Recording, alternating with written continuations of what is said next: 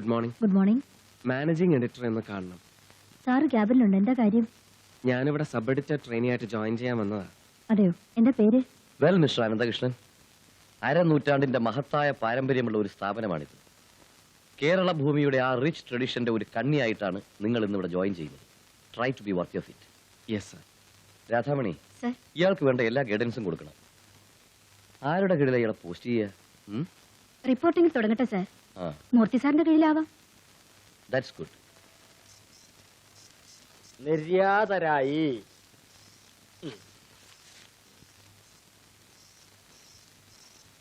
തന്റെ നാളെന്താ? തൃക്കേട്ട. അത് പറയേ. തൃക്കേട്ടക്കാർക്ക് ഇപ്പോ ശനിദശയാവണം ഉറപ്പ്. അല്ലെങ്കിൽ വലതുകാല് വെച്ച് വന്നു കയറിയ ഉടനെ മൂർത്തിയുടെ കീഴിലേക്ക് അയക്കില്ല. അസൂയപ്പെട്ടിട്ട് കാര്യമില്ല തരക. ചരമവാർത്ത എഴുതാനല്ലാണ്ട് മറ്റൊന്നിനും കൊള്ളില്ലാത്ത തന്റെ കയ്യിലാക്കണോ പിന്നെ ഇയാളെ? കേട്ടോ അനിയ, മൂർത്തിയുടെ കീഴിൽ 1 കൊല്ലം ട്രെയിൻ ചെയ്താൽ മതി. ഒന്നുകിൽ താനീ പണി വേണ്ടെന്ന് വെച്ചു, അല്ലെങ്കിൽ ലോകത്ത് എവിടെ ചെന്നാലും ഞെളിഞ്ഞു നിൽക്കാവുന്ന ഒരു ജേർണലിസ്റ്റ് ആയിട്ട് മാറും. മാറ്. മദ്യപാനം പതിവുണ്ടോ? ഇല്ല. എങ്കിൽ പഠിക്കാം. അതിന് ഇതിനേക്കാൾ നല്ലൊരു ഗുരുവിനെ വേറെ കിട്ടൂല. പിന്നെ ആളുകളോട് വഴക്ക് കൂടുക, മെക്കിട്ട് കയറുക, ലോകത്തെ മുഴുവൻ പുച്ഛം, അങ്ങനെ പലതും പഠിക്കാം. ഭാവി ഭദ്രം. പേഴ്സണൽ ലൈഫ് എന്തോ ആവട്ടെ, റിപ്പോർട്ടിംഗിൽ മൂർത്തി സാറിനെ വെല്ലാൻ ഇന്ന് ഈ ഫീൽഡിൽ ആരുമില്ല. റിപ്പോർട്ടിംഗ് മാത്രമല്ല മാഡം, ജേർണലിസം. ചരമവാർത്ത അല്ലാണ്ട് എന്ന് പറഞ്ഞ് മാധവേട്ടൻ എന്നെ പുച്ഛിച്ചല്ലോ. ചരമവാർത്ത എന്താ ഇത്ര നിസ്സാര കാര്യമാണ്? ഒബിച്വറി റൈറ്റിംഗ് എന്ന് പറയുന്നത് ഒരു പ്രത്യേക ബ്രാഞ്ചാണ് ഡെസ്കിൽ. ഞാനിവിടെ ജോയിൻ ചെയ്ത് ഒരാഴ്ച കഴിഞ്ഞപ്പോഴാണ് ഇന്ദിരാജി മരിക്കുന്നത്, പ്രൈം മിനിസ്റ്റർ. അന്ന് അവരുടെ ഒബിച്വറി ഞാനൊരു എഴുത്തെഴുതി. അത് വായിച്ചിട്ട് ഇപ്പോഴത്തെ ചീഫ് എഡിറ്റർ മാധവ മേനോൻ സാറിന്റെ അച്ഛൻ കൊല്ലങ്കോട് രാവുണ്ണി മേനോൻ പറഞ്ഞു, ഇത്രയും ഈടുറ്റ ഒരു ചരമക്കുറിപ്പ് വേറെ അദ്ദേഹം വായിച്ചിട്ടില്ല. ഓക്സ്ഫോർഡിൽ നിന്നും ഡീലിറ്റ് എടുത്ത ആളാ രാവുണ്ണി മേനോൻ. ഗണപതിക്ക് വെച്ചത് ഏതായാലും ഏറ്റു. അതിൽ പിന്നെ ചരമക്കുറിപ്പല്ലാണ്ട് വേറെ ഒന്നും കാര്യമായിട്ട് എഴുതേണ്ടി വന്നിട്ടില്ല. അതിനും വേണം സാറേ ഒരു കഴിവ്. ഇവിടെ ഈ ചരമവാർത്ത എഴുതുന്ന ആരാണാവോ? ഞാനാണ്. വരൂ, പറഞ്ഞോളൂ. ആരാ മരിച്ചത്? പേര്, വീട്ടുപേര്, വയസ്സ്, ബന്ധുക്കൾ വിശദമായിട്ട് പറഞ്ഞോളൂ. മരണകാരണം? കാരണമോ? പുലി പോലെ ഞാനിവിടെ ജീവിച്ചിരിക്കുമ്പോ ഞാൻ മരിച്ചു എന്ന് പറഞ്ഞ എന്റെ ഫോട്ടോ സഹിതം പത്രത്തിൽ അത് കണ്ട് റീത്തുമായി കുറെ ഏഭ്യന്മാര് വീട്ടിൽ കണിയും. പോസ്റ്റ്മാന്റെ വക പിന്നാലെ ആരാരും അറിയാണ്ട് ഒരു മൂലയിൽ കിടന്ന് മരിച്ച കുഞ്ഞിരാമ പൊതുവാളുടെ സ്ഥാനത്ത് 4 ആളറിയണ ബ്ലോക്ക് കമ്മിറ്റി പ്രസിഡന്റ് ഈ കുഞ്ഞികൃഷ്ണ പൊതുവാളുടെ പടം തന്നെ കൊടുക്കണല്ലേ എനിക്ക്? രാമൻ എന്നുള്ളത് മാറി കൃഷ്ണനായി പോയതാണ്. പറ്റിയതാണ് സാറ് ദയവായി ക്ഷമിക്ക്. ഒരു തിരുത്തു കൊടുക്കാം. അതെ, മരിച്ചിട്ടില്ല, മരിക്കാൻ പോണേ ഉള്ളൂ എന്നും പറഞ്ഞ്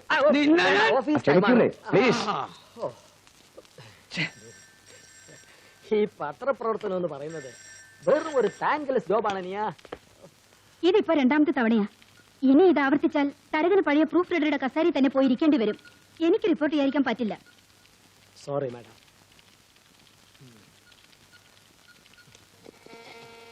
5 ദിവസത്തെ അമേരിക്കൻ സന്ദർശനത്തിന് ശേഷം രാഷ്ട്രപതി ഡൽഹിയിൽ തിരിച്ചെത്തി. ആലപ്പുഴയിൽ ഇന്നലെ ഉണ്ടായ ബോട്ട് അപകടത്തിൽ 18 പേർ മുങ്ങി മരിച്ചു. ശബ്ദം കുറയ്ക്കൂ. വന്നല്ലോ ഗുരുനാഥൻ. മൂർത്തി സാറേ, ഇത് മിസ്റ്റർ അനന്തകൃഷ്ണൻ, പുതിയ സബ് എഡിറ്റർ ട്രെയിനിയാ. Good morning sir. മൂർത്തി സാറിന്റെ അസിസ്റ്റന്റ് ആയിട്ടാ ആദ്യത്തെ പോസ്റ്റിംഗ്. എന്താ തന്റെ ക്വാളിഫിക്കേഷൻ? MA ലിറ്ററേച്ചറാണ്. അതല്ല ചോദിച്ചത്, ഈ പ്രൊഫഷനിലേക്ക് വരാൻ എന്താ യോഗ്യതയെന്ന്. അത് പിന്നെ എനിക്ക് അങ്ങനെയൊന്നുമില്ല. ഞാൻ ഫ്രഷ് ആയിട്ട് വരികയാണ്. മറ്റ് എക്സിക്യൂട്ടീവ് പോസ്റ്റുകളൊന്നും തടഞ്ഞു കാണൂല. വാദ്യാർ പണിക്ക് കോഴ കൊടുക്കാൻ ചില്ലുവാനും തികഞ്ഞു കാണില്ല. എന്നാ പിന്നെ ആർക്കും വേണ്ടാത്ത ഒരു പണിയില്ലേ? കറക്റ്റ്. അല്ല സർ, ജെനുവിൻ ഇൻട്രസ്റ്റ് കൊണ്ടാണ് ഞാൻ അപേക്ഷിച്ചത്. But don't ever think that this is a bed of roses. മുഴുവൻ മുള്ളുകളും ദുർഘടങ്ങളുമാണ്. ശരിക്കും ഒരു ശരശയ്യ. ഇവിടെ പിടിച്ചു നിൽക്കണമെങ്കിൽ ഒരുപാട് അനുഭവിക്കേണ്ടി വരും. തളരാതെ പിടിച്ചു നിൽക്കണം. എന്തും ചലഞ്ചോടെ നേരിടാനുള്ള ഒരു സ്പിരിറ്റ് ഉണ്ടാവണം. ആ സ്പിരിറ്റ് ഒരു ലഹരി പോലെ ഞരമ്പിൽ കത്തി നിൽക്കണം. എങ്കിലേ തന്നിൽ ഒരു ജേർണലിസ്റ്റ് ജനിക്കൂ. റിപ്പോർട്ടിങ്ങിലാണ് തുടക്കം. റിപ്പോർട്ട് ചെയ്യേണ്ടത് വാർത്തകളാണ്. ഇറങ്ങ്.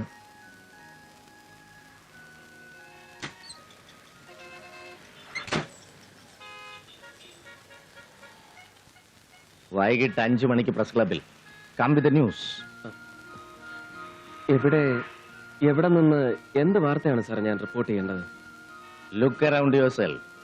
ഇവിടെ ജീവിതമുണ്ട്. Life is the news. അത് കാണാനുള്ള കണ്ണ് വേണം. വൈകിട്ട് 5 മണിക്ക് പ്രസ് ക്ലബിൽ വാർത്തകളുമായി വരിക.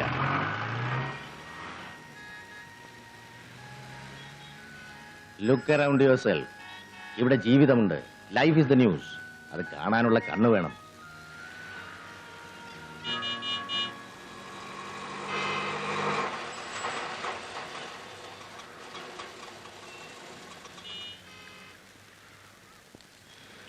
$5 രൂപയോ? വേഷം കെട്ട് നിൽക്കാതെ 8 രൂപ എടുക്കണോ? മീറ്ററിൽ 4.80 ആയുള്ളൂ. മീറ്റർ കണക്കിന് ഓടാൻ വേറെ ആളെ നോക്ക്. മര്യാദ കാശെടുക്കണോ? ഇതാ ഇതുപോലെ അക്രമ കേട്ടോ. ഓ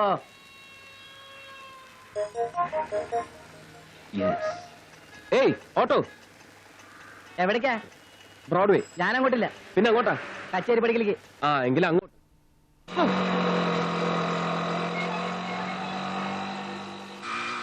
കച്ചേരി പടിയിൽ എവിടെയാ? ജംഗ്ഷനിൽ വിട്ടാ മതിയാ? എനിക്ക് പോകേണ്ടത് ബ്രോഡ്വേക്കാണ്. പിന്നെ കച്ചേരി പടി എന്ന് പറഞ്ഞത്? അത് നിങ്ങൾക്ക് പോകേണ്ട സ്ഥലം. എനിക്ക് തിരക്കില്ല. അത് കഴിഞ്ഞിട്ട് പോയാലും മതി. ബ്രോഡ്വേക്ക് കൊടക്കാനാണോ? നിങ്ങൾക്ക് തോന്നുന്നിടത്തേക്ക് പോകാനല്ല സർക്കാർ ലൈസൻസും പെർമിറ്റും തന്ന് ഈ ഓട്ടോറിക്ഷ റോഡിൽ ഇറക്കുന്നത്. ഈ മീറ്റർ വെച്ചിരിക്കുന്നത് സർക്കാർ നിശ്ചയിച്ചിരിക്കുന്ന താരിഫ് അനുസരിച്ച് വാടക വാങ്ങാനാണ്. തോന്നുന്ന സ്ഥലത്തേക്ക് പോകൂ, തോന്നിയ കാശും വാങ്ങും. ഇവിടെ നിയമം എന്ന് പറയുന്ന ഒന്നില്ലേ സുഹൃത്തെ? നിങ്ങൾ ഈ ചെയ്യുന്നത് നിയമലംഘനമല്ലേ? ഇങ്ങനെ ഒറ്റ ശ്വാസത്തിൽ ഒരുപാട് കാര്യങ്ങൾ ചോദിച്ചാൽ മറുപടി പറയാൻ പറ്റൂല. വിശദമായിട്ട് പറയേണ്ട കാര്യങ്ങളാണ്.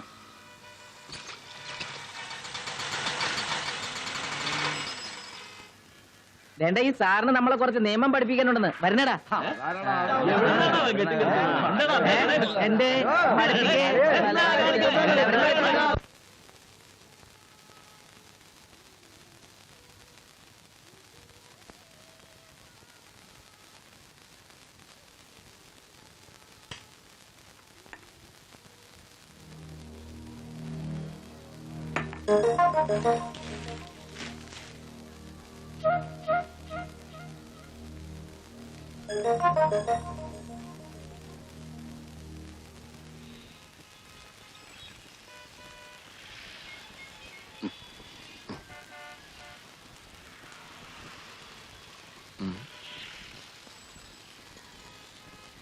ഏയ്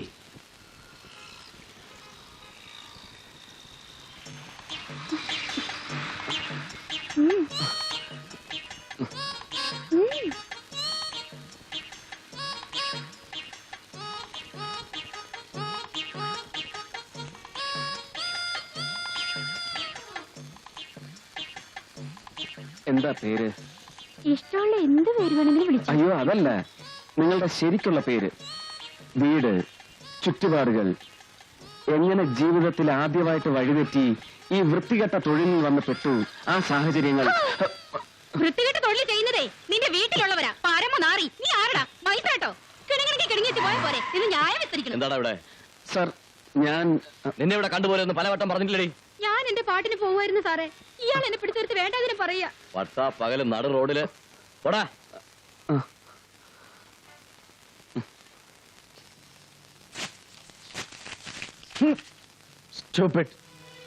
ഒരു പകല് മുഴുവൻ നടന്നിട്ട് എഴുതിക്കൊണ്ട് വന്നിരിക്കുന്നു. റബിഷ്. എല്ലാം ഞാൻ നേരിട്ട് കണ്ട് അനുഭവപ്പെട്ട കാര്യങ്ങളാണ് സർ. എടോ, ഈ നേരിട്ട് കാണുന്നത് അങ്ങനെ തന്നെ പകർത്തി വെക്കുന്നത് അല്ല വാർത്ത. ജനത്തിന് ചുറ്റും നടക്കുന്നത് അല്ലെങ്കിൽ നടന്നേക്കാവുന്നത് അവർ കാണാത്ത കണ്ണുകൊണ്ട് കണ്ടെഴുതണം. അത് വായിച്ച് നമ്മുടെ കണ്ണിൽ കൂടി നാളെ അവരത് കാണണം. അതാണ് റിപ്പോർട്ടിംഗ്. ആ തുടക്കമല്ലേ, ഒരു ദിവസം അങ്ങനെ പോയി. നാളെ വീണ്ടും ഒന്നും തുടങ്ങാം. ആ എന്താ തന്റെ ബ്രാൻഡ്? സർ എനിക്ക് എടോ, കുടിക്കാൻ എന്താ വേണ്ടതെന്ന്? ഞാൻ ബ്രാൻഡിയാ, തനിക്കത് മതിയോ? വേണ്ട സർ, ഞാൻ കുടിക്കില്ല. ഇതേവരെ കുടിച്ചിട്ടില്ല എന്നുള്ള അർത്ഥത്തിലാണെങ്കിൽ നല്ല ദിവസമാ, തുടങ്ങാം. വേണ്ട സർ, എനിക്ക് വേണ്ട. ഷുവർ? വർഗീസേ, പതിവ് പോലെ ഒരരസികന്റെ മോന്തയുമായിട്ട് മുന്നിൽ നിന്ന് മുഷിപ്പിക്കണ്ട. സ്ഥലം വിട്. I will flirt with my solitude.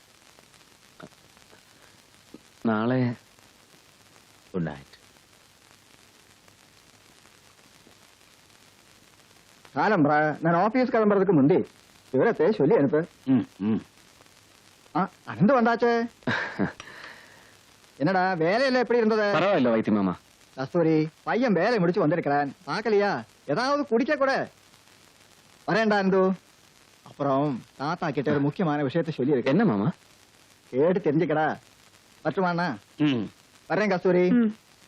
Usha, இந்த உனக்கு மல்லிப்பூ. இது அம்மா கிட்ட கொடு. என்ன தாத்தா விஷயம்? நம்ம உஷாவோட கல்யாண விஷயம். எங்கிருந்து? நம்ம ருக்கு இல்லையா, வைத்தி பொண்டாட்டி, அவளுடைய தம்பி தான். பாலக்காடு இன்ஸ்ட்ருமெண்டேஷன் கம்பெனில ஓவர் சிராக்கும். அப்படியா? ஆமாண்டா, தெரிஞ்ச வரைக்கும் ரொம்ப நல்ல இடம் தான். எதுக்கும் உன்னை கேட்டுட்டு பதில் சொல்றேன்னு சொல்லியிருக்கேன். என்ன கேக்குறதுக்கு என்ன தாத்தா? உங்களுக்கும் அம்மாவுக்கும் ஓகேன்னா எனக்கும், உஷா அம்மாவுக்கும் சரிதான். பையன் வந்து பொண்ணை பாக்கட்டுமே. பொண்ணுக்கு பையனை பிடிச்சதுன்னா கல்யாணம். ஏண்டா, பையனுக்கு பொண்ணை பிடிக்க வேண்டாமா? அடாடாடாடாடா, இந்த முகத்தை பார்த்து எவனாவது பிடிக்கலன்னு சொல்லிடுவானா? போங்கண்ணா.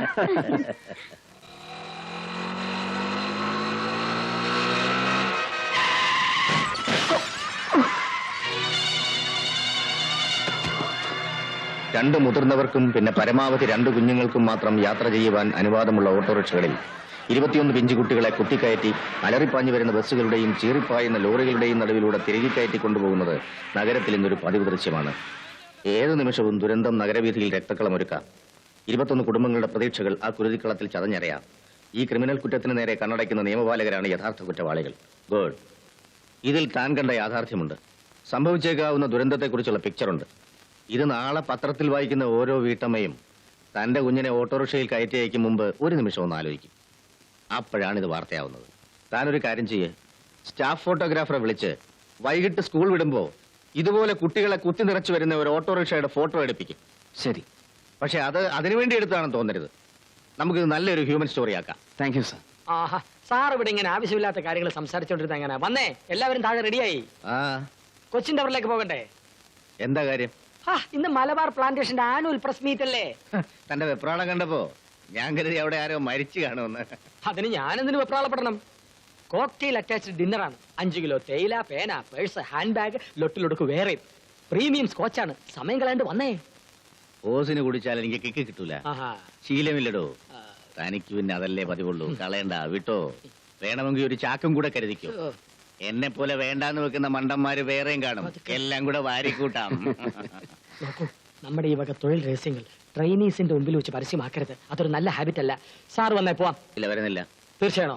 ആ, 5 10 കിലോ തേയില ഒത്തും.